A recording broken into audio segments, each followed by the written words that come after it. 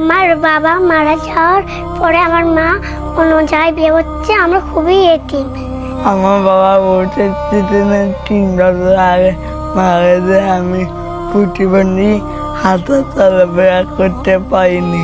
3 বছর আগে এই প্রতিবন্ধী সন্তান এবং এই বোনের বাবা মারা গেছে রোড অ্যাক্সিডেন্টে। তার বাবা মারা যাওয়ার পরে তার মা অন্য জায়গায় বিয়ে হয়েছে। তো আপনারা তাদের সহযোগিতার জন্য 37,308 টাকা সহযোগিতা করেছিলেন। আমরা সেই অর্থগুলো দিয়েই তাদের জন্য একটা ঘর নির্মাণ করে দেব। আমি তাদের ঘরের মাঝের অবস্থাটা একটু দেখাই।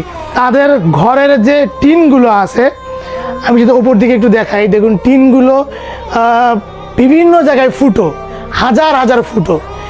এখানে বৃষ্টি হলেই তার ঘরের মাঝে পানি পড়ে। এই যে দেখুন তাদের যারা চৌকি, থাকার চৌকিটাও নেই, এটাও ভেঙে গেছে।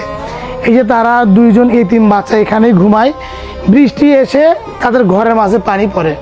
তো তাদের ঘর নির্মাণে আরও কিছু টাকার প্রয়োজন। দেখুন সে প্রতিবন্ধী, সে নিজেই হেঁটে আসলে তিনি অন্যের সহযোগিতা ছাড়া চলতে পারে না। তো আমরা আপনাদের সহযোগিতা নিয়ে তাদেরকে একটা ঘর নির্মাণ করে দেব। প্রায় 50,000 টাকার প্রয়োজন। আপনারা পাঠিয়েছেন 37,308 টাকা। তো আমি এই হিসেবটা কমেন্ট বক্সে দিয়ে দেবো যে কে কত টাকা পাঠাইছেন।